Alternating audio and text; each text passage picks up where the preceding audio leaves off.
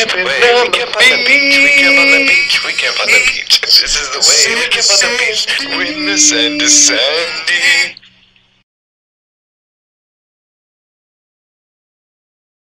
First, you have to ask yourself, where do I want to go? What are my resources? How do I decide? These are good questions to ask yourself before you do anything else. Some other good questions after you have answered the first three are things like, when are we going? What is the weather going to be like? What do I want to do while I'm there? How long am I planning on staying? And am I prepared? Let's talk about answering some of these things. First, it's important to know where you are going. This doesn't mean you have to have the exact site in mind, but there's quite a bit of beachfront to choose from, so it's good to know which beach you are going to be headed to and where camping is available. For the purpose of this manual, we are going to assume you have already decided to stay in Texas. Well, if you want to be spontaneous, you can just drive till you hit the ocean and sleep there. I've found it helps to do a little research first. The internet is a very nifty tool for this. Texas Parks and Wildlife Department is an excellent source of getting started on narrowing down a location.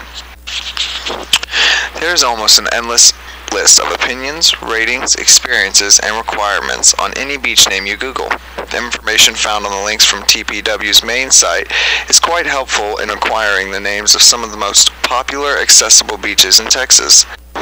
The information here can also help to answer some of the questions like cost, amenities, activities, and recreation at different places. For example, Galveston has a state park with electric and water sites close to many restaurants and hotels in the case you decide camping is not your thing when you get there. Crystal Beach has minimal traffic and a great place to go crabbing and lots of public beach to put a tent wherever you want, but without electric and water campsites. Port Aransas is a nice place, but with limited camping space, so you can find it crowded at times. South Padre Island is known for its tourist attractions. Some beaches are much closer than others as well. This is when you have to look at what resources you are working with in the area of supplies, money, and time. You decide by considering your resources against your needs for the camping trip. Okay, now that we have answered where you're going, let's talk about when you are going. The time of the year that you go is a big impact on the experience. It impacts temperature, weather, traffic, population of campers, and may require additional equipment depending on the circumstances. There's also a hurricane season to consider as well. Hurricane season is typically from June to November. It is important to check the forecast for when you plan your camping trip. The National Weather Service is a good place to check on a regular basis when getting ready to camp on the beach. You need to know what to be prepared for. In cold and or rainy weather, you will be needed to equip things like extra tarps, bungee cords, extra blankets, and dry clothes, a source of heat other than a campfire like a propane or tent heater, and possibly even a generator or a plan to switch to a hotel for some extra comfort if the weather is getting to get too ugly.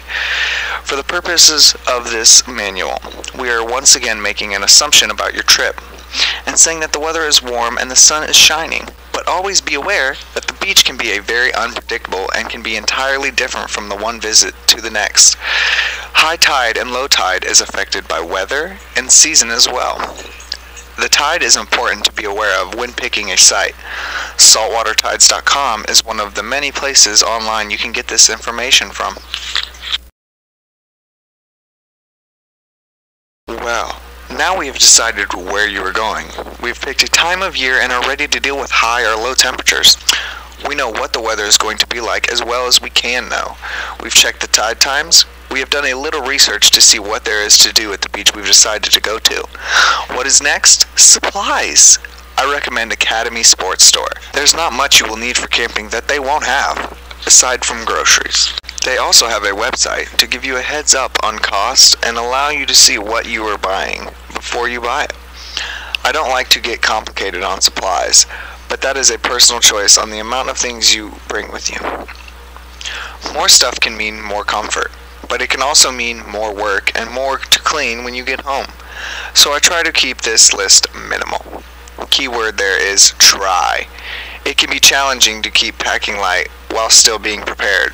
Now, we are ready to go. Let's get set up and talk about what you will need. and what you might want to have a successful camping trip.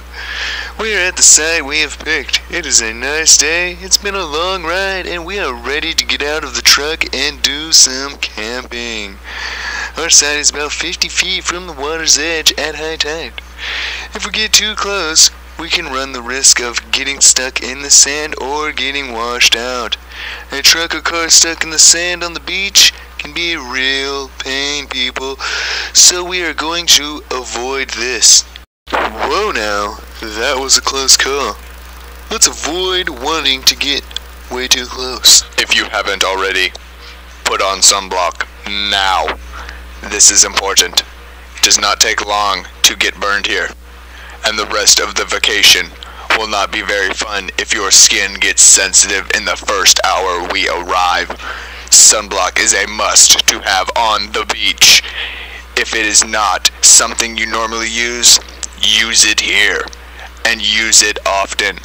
Bring too much sunblock, and you still may find it is not enough. Lotion type sunblock is a great foundation. Put it on thick, preferably Before you get in the sun, but absolutely before you get in the sand. Bring spray on sunblock for an easy reapply. Spray also is more comfortable to apply after you are sandy. Anytime you rinse off the salt and sand, reapply the lotion sunblock and keep it on as a base. Okay, first off in the setup, we will need a shelter. Well, what do you know? A canopy is a great place to create a shady place. The shade will be welcoming when it gets too hot or if it decided to rain some later. A source of light is going to be needed. Have this handy before it gets too dark. Propane lanterns are a good choice. Make sure you bring extra propane so you're not left in the dark. Next, we'll pop a tent. the wind can be rough on a tent next to the ocean.